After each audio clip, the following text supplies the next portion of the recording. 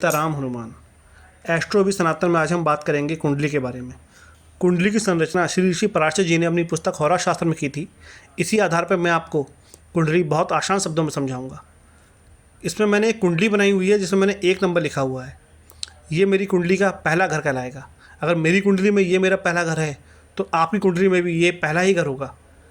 House number fix होते हैं, अगर इसमें कुछ बदलता है तो राशियाँ बदलती हैं। इसको आप ऐसे समझिए कि ये घर एक नॉर्मल घर के समान है। इस घर में जो फैसिलिटीज़ दे रखी हुई हैं वो हर इंसान के लिए सेम रहेंगी। अगर इसमें कुछ बदलेगा तो इस घर के ऑनर बदलेंगे। ऑनर मतलब राशियाँ। अगर इस घर में कुछ बदलेगा तो सामने से जो राशि देख रही है, राशि का स्वामी देख रहा है, वो बदलेगा। इस कुंडली में जो स्क्वायर होते हैं, 4 स्क्वायर, वो 4 सेंटर्स कहलाते हैं या केंद्र के घर कहलाते हैं। पहला, चौथा, 7वां, 10वां। कुंडली एंटी क्लॉकवाइज बनती है या एंटी क्लॉकवाइज चलती है। ये पहला घर होगा, ये दूसरा घर होगा, ये तीसरा घर होगा, ये चौथा घर होगा। उसी तरीके से ये 10वां घर होगा, ये 11वां घर होगा और ये 12वां घर होगा। कुंडली में जो पहला, 5वां और 9वां घर होता है, ये त्रिकोण के घर कहलाते हैं। इन घरों में कुंडली के सिर्फ नंबर बदलते हैं। फिर कह रहा हूँ, नंबर मतलब राशियाँ, कन्फ्यूज मत होइएगा, घर वही सेम रहेगा। सूर्य पूर्व दिशा से चलता है और पश्चिम दिशा में डूबता है। इसी तरीके से आप कुंडली में अगर आप ये 4 दिशाएं देखेंगे, पहला घर, चौथा घर, 7वां घर, 10वां घर, ये दिशाओं को बताता है।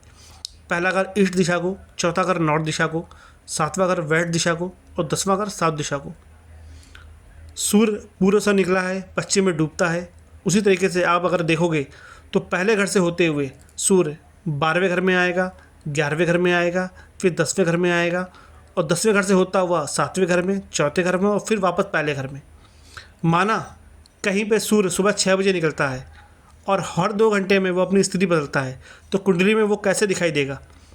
अगर किसी का जन्म सुबह 7 बजे हुआ है और उसके यहाँ सूर्य सुबह 6 बजे निकला है तो उसकी कुंडली में सूर्य पहले घर में बैठा होगा।